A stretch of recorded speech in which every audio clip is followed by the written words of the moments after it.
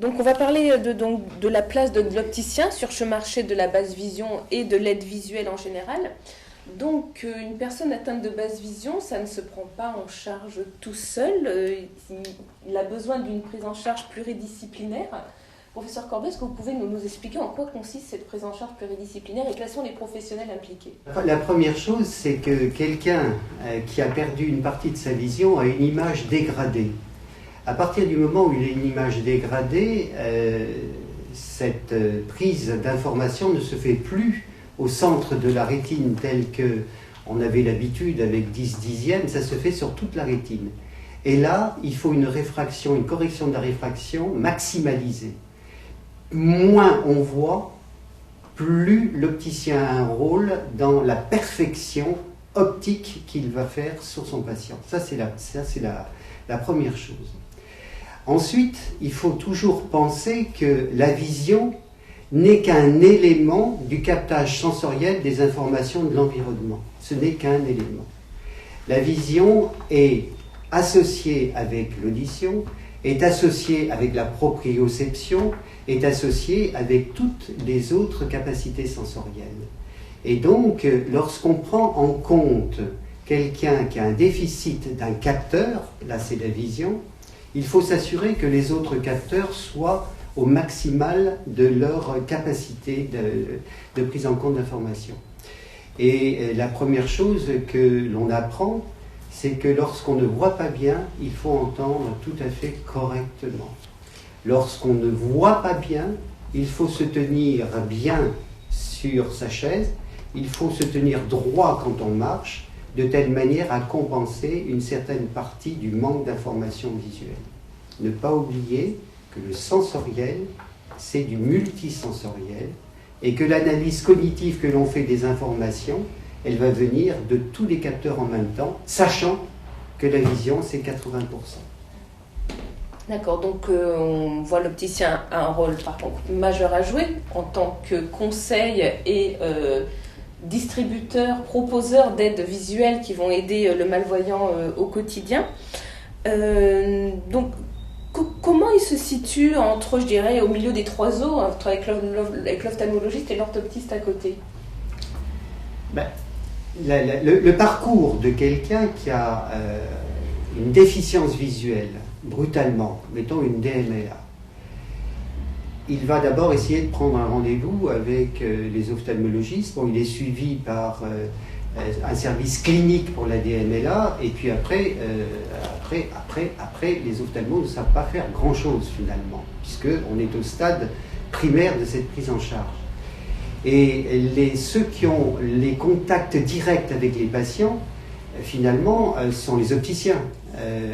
Et naturellement, quelqu'un qui a une atteinte avec une baisse de vision va aller voir son opticien en disant « Est-ce que vous ne pouvez pas m'aider? Donnez-moi des loupes, donnez-moi quelque chose. » Alors la première chose, ça c'est indispensable. La première chose, quand quelqu'un vient voir un opticien, c'est pas de lui dire « Voilà, je vais vous faire une réfraction parfaite, je vais vous donner les meilleures lunettes possibles. » C'est de demander pourquoi, pour quelle activité vous venez me demander une correction. Parce qu'en fonction de ça, soit c'est pour travailler sur ordinateur, ça va être une optique différente, soit c'est pour lire, parce que c'est indispensable, soit c'est pour aller à la pêche, par exemple, autre chose, soit c'est pour mettre un couvert lorsque c'est une dame qui est atteinte et qui veut voir un petit peu les contrastes. Donc ça, c'est une première chose. Et l'opticien, ensuite, une fois qu'il aura déterminé quel est le but de son patient, eh bien, va mettre en œuvre la meilleure optique possible. Et là, soit il est en contact avec un ophtalmologiste et une orthoptiste pour faire une évaluation globale, et de telle manière à ce que les moyens de captage d'informations soient optimisés par l'orthoptiste pour aller chercher l'information, et que cette information parfaite parvienne au niveau neurocérébral par l'intermédiaire d'une optique parfaite. Donc, globalement, hein. Bon. Oui. Après, j'imagine que tout ça se fait au cas par cas. Et, alors, en tout cas, on a vu que l'opticien avait un rôle vraiment majeur à jouer dans cette prise en charge pluridisciplinaire de la déficience visuelle en France, qui, on l'a vu, compte tenu du vieillissement de la population, va concerner de plus en plus de personnes. Alors, je dirais les représentants des fabricants ici, Eschenbach et Silor, qui est au contact donc des opticiens sur ces questions-là, est-ce que vous sentez une prise de conscience suffisante de la profession sur ces enjeux-là? Christophe? Alors, la prise de conscience, oui et non, dans le sens où si on considère que 500 opticiens sont seulement spécialistes basse vision en France, on peut considérer que la réponse est non. Et le professeur Corbet a bien déterminé comment se passait l'activité au sein de l'opticien, c'est-à-dire que la prise en charge du malvoyant ou de la personne besoin d'une aide visuelle est primordiale dans le rendez-vous du basse vision. Et c'est vrai que la prise de conscience, aujourd'hui nous pensons qu'il y a un gros effort à faire au niveau des opticiens, soit par des petites formations qui peuvent passer d'une petite heure, ou soit par des formations, ce qu'on appelle basse vision, qui durent à peu près 2 jours, donc qui n'est pas non plus un planning trop important, mais qui peuvent permettre justement de répondre aux questions, de bien prendre en charge le malvoyant. Donc si j'ose dire, oui, la prise de conscience, elle est pour une petite partie de l'opticien, mais il y a un gros travail à faire en général. Pascal, vous êtes d'accord? Malheureusement, oui, je partage l'avis de Christophe, puisqu'on a assez peu de professionnels impliqués dans la basse vision. Ce que vient de souligner Alain Gomez est très intéressant, puisqu'il a parlé de son parcours et notamment de sa rencontre avec Jean-Pierre Bonnec. C'est quelque chose qu'on observe assez souvent chez les opticiens impliqués en basse vision, c'est qu'à un moment ou à un autre, ils ont croisé ils ont croisé une personne impliquée en basse vision ou atteinte de basse vision. On parle souvent de la famille et beaucoup d'opticiens nous disent moi je suis impliqué parce que ça m'a touché à un moment à un autre. Ce qui est un petit peu dommage, c'est que le reste des opticiens ne pratiquent pas cette activité. Comme l'a très bien souligné le professeur Corbet, la basse vision, c'est au-delà de redonner de la vision, c'est redonner de l'autonomie.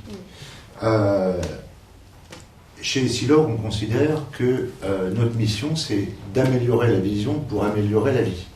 Moi, je considère que la basse vision est exactement dans cette logique-là, c'est pouvoir améliorer la vie en redonnant de l'autonomie à ces personnes. C'est stratégique. Humanware a rejoint le groupe il y a quelques mois.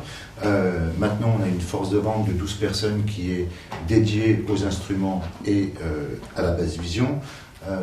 Il y a aussi quelques mois, on a mis en place le SL Lab sur les verres spéciaux au battant.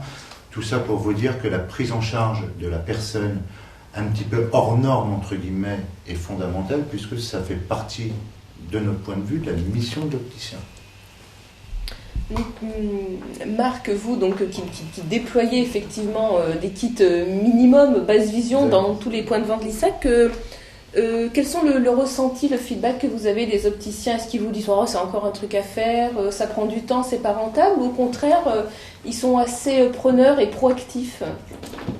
Alors un peu les deux, c'est-à-dire qu'il y a vraiment la réaction initiale qui peut être l'a priori qu'on a, la basse vision c'est chronophage, il faut de la place, il me faut une formation, j'y connais rien, et puis il y a le fameux contact, rentrer dans un réseau où plusieurs opticiens déjà pratiquent la basse vision, ça aide à donner envie, ça aide à expliquer. On parlait d'accueil déjà des déficients et des malvoyants, c'est déjà une première chose. Je vous parlais tout à l'heure de la configuration des magasins. Vous parliez tout à l'heure effectivement du kit minimal mis en place pour accueillir, les quelques outils à avoir. Si l'opticien désire approfondir, il peut suivre les fameux stages et cours de 2 jours supplémentaires et aller dans le matériel et le traitement de la basse vision. S'il se contente déjà d'accueillir les premiers déficients visuels et proposer des aides, c'est déjà très bien. Et surtout, ce qui est intéressant à noter, c'est que très souvent les opticiens disent j'ai pas de demande. C'est surtout ça, c'est qu'à la base, pourquoi faire de la basse de vision? Je n'ai pas de demande. Et comme par hasard, quand ils se mettent à proposer, parce qu'ils ont un minimum d'équipement et un minimum de savoir-faire, et ben la demande elle arrive, on se met à en parler, on se met à trouver la personne et le porteur devient prescripteur et puis la chaîne s'enchaîne. Je vous parlais tout à l'heure de la relation avec les 3 os. Ben, on a un opticien qui est dépositaire, qui sait faire. Ça ne peut qu'améliorer les choses et la chaîne. Donc c'est aussi dans cet esprit-là qu'on le fait. Je ne parle pas de chiffre d'affaires additionnel, ça c'est carrément à la marge. Ça peut faire du chiffre additionnel quand on fait du gros équipement. La marge des opticiens du salon n'est pas la même non plus. On ne va donc même pas parler de rentabilité. C'est un développement de sa propre expérience parce qu'on a envie de le faire, on le fait. Et on se rend compte qu'aujourd'hui, c'est un peu un chaînon manquant. 20% des opticiens qui le font, c'est pas assez pour une population qui est vieillissante. Donc on est en train de monter ça dans le réseau. Les succursales sont leaders chez nous parce que fortement impliquées. 100% des succursales sont équipées pour recevoir un malvoyant. Et bien aujourd'hui, c'est l'ensemble du réseau qui prend ce chemin et je pense que c'est très bien qu'on aille dans cette direction-là. J'invite d'autres opticiens à nous suivre et à embrayer. Ça n'en sera que mieux pour la prise en charge au niveau national. Donc effectivement, vous citiez beaucoup d'opticiens qui disent qu'ils n'ont pas la demande. En amont de cette table ronde, nous avons réalisé une enquête sur notre site internet. Et parmi les opticiens qui déclarent ne pas avoir d'activité basse vision, effectivement, la première raison évoquée ex aequo avec le manque de formation des équipes, c'est « je n'ai pas la demande, je n'ai pas la clientèle ». Donc ça, effectivement, c'est quelque chose qui revient souvent. Alors, peut-être que il y a aussi les ophtalmologistes qui ne sont pas assez impliqués. Donc, je vous ferai réagir, professeur Corbet, sur cette question. Mais dans votre point de vente, Boulogne-sur-Mer, est-ce que vos prescripteurs sont suffisamment impliqués dans la basse vision, à votre avis ? Je pense que oui. En fait, ça a été aussi une façon de m'imposer dans la ville en tant qu'opticien référent. Et donc, j'ai été effectivement les solliciter, leur dire que j'existais et que je pouvais éventuellement accueillir des personnes malvoyantes. Donc, c'est vous qui avez fait le premier pas, quelque part. Chacun, je pense que les ophtalmos, il y a des ophtalmos qui sont généralistes et puis des ophtalmos qui sont dirigés de par leurs études vers la rétine en fait, hein, donc qui ont vraiment un rôle de spécialiste en rétine, des rétinologues véritables. Maintenant, je pense que la sensibilité de la rétine est venue, je pense, à beaucoup d'ophtalmologistes et il y en a beaucoup qui font effectivement maintenant des traitements contre la DMLA. Pascal, je vois, vous voulez réagir ? Oui, la question de la demande reste fondamentale. En effet, comme vous l'avez souligné, Sophie, les opticiens déclarent « mais je n'ai pas la demande ». J'allais vous dire, évidemment qu'ils n'ont pas la demande. La personne malvoyante, par définition, on va enfoncer une porte ouverte, mais ne voit pas. Donc, ne va pas pouvoir se déplacer dans la rue. Donc, qui va accompagner chez l'opticien la personne malvoyante, ça va être l'accompagnant.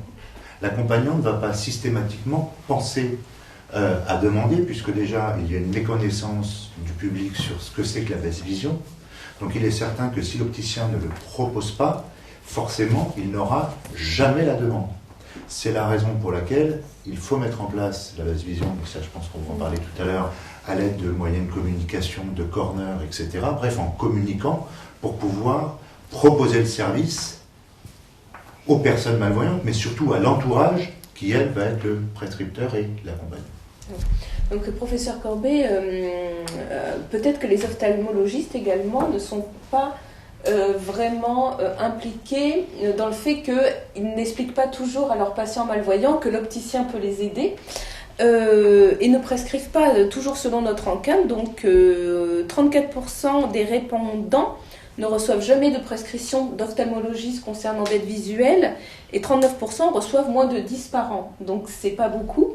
Et un opticien qui devait être là aujourd'hui, qui malheureusement n'a pas pu venir, mais que j'ai pu avoir en ligne, m'indiquait que quand il a développé son activité Passe Vision, il a voulu aller voir les ophtalmologistes qui lui ont dit que ça les intéressait pas et ils l'ont un peu envoyé bouler, si j'ose dire. Donc est-ce qu'il n'y a pas également des lacunes du point de vue des ophtalmologistes par rapport à cette prise en charge par l'opticien ? La réponse est oui. La réponse est oui parce que la première chose, c'est qu'il y a insuffisamment d'ophtalmologistes actuellement et donc pour faire face, si je puis dire, à la maladie, à la prise en charge chirurgicale, on est au taquet en ophtalmologie. Et donc, ensuite, ça c'est la première chose. La deuxième, il y a une évolution en technologie telle au niveau de l'imagerie médicale, par exemple, et au niveau de la microchirurgie, le développement de moyens extraordinaires que tous les jeunes ophtalmologistes sont orientés vers ces techniques de pointe qui n'arrêtent pas d'être en progrès et de voir comment réagit une cellule de la rétine, une seule finalement, lorsqu'elle est atteinte d'une maladie. Donc c'est enthousiasmant. Ça, c'est tellement enthousiasmant que ce n'est que le capteur finalement, et ce n'est que le capteur extérieur. Et ce qu'il manque quelque part, mais c'est une question de temps, c'est l'explication de la signification de ce capteur qui a une très longue route neuronale entre le captage et puis le cerveau, puisque c'est le cerveau qui voit. Et le problème, c'est qu'en ophtalmologie, pour l'instant, dans la plupart des cas, on traite de capteur. Et après, qu'est-ce qu'on fait du capteur lorsqu'il ne voit pas ou lorsqu'il voit? On ne sait pas trop. Alors, ça, c'est un problème. C'est un problème, mais qui va trouver probablement une certaine solution, puisque en 2016, et la présentation aux Sociétés françaises d'ophtalmologie de 2017, va sortir un livre blanc sur la déficience visuelle et qui aura pour but d'informer tous les ophtalmologistes de France de cet état et de leur dire que après un traitement consolidé au niveau chirurgical et médical donnant une séquelle de déficience visuelle, il y a une possibilité de rééducation, du captage de la vision et de réadaptation au niveau environnemental des patients. Et donc, on espère beaucoup ensuite. Mais là, on pourrait en parler jusqu'à demain matin pour donner toutes les difficultés qu'il existe et toutes les solutions qui ont été prévues pour combler ces difficultés. Si je peux juste rajouter quelque chose. Oui, c'est vrai que les ophtalmos peuvent faire beaucoup plus dans la communication par rapport à la basse vision, etc., au système des 3O. Mais il ne faut aussi pas oublier que l'opticien doit aussi faire beaucoup plus, dans le sens, il doit aussi prendre conscience que c'est à lui aussi de faire des démarches, aller voir les ophtalmos, prendre contact avec les orthoptistes, les ergothérapeutes, les AVGistes, enfin, tous les professionnels de santé qui sont dédiés sur l'optique. L'ophtalmo ne fera pas tout, et c'est à l'opticien de faire ça. Il y a 10, 20 ans, 30 ans, ils étaient, c'est vrai, seuls. Aujourd'hui, on parle beaucoup plus de basse vision, on l'entend à la télé, on l'entend à la radio, on en parle encore aujourd'hui. Ils ont des aides, des avantages qu'ils n'avaient pas avant. En tant que fournisseur, aujourd'hui, on les aide en produits, c'est-à-dire qu'on leur offre des produits gratuits pour faire des essais en magasin pour leurs clients. On leur offre des produits pour destiner une lampe, une loupe, etc., pour prêter, pour donner dans un centre médical, pour une orthoptiste, pour une ergothérapeute. Donc, ils ont des outils aujourd'hui, des services qui leur permettent aussi de mieux parler, de parler beaucoup plus de la basse vision en général. Donc l'ophtalmo, oui, mais chacun de nous, même nous en tant que fournisseurs, on se doit aussi d'apporter une petite pierre à l'édifice.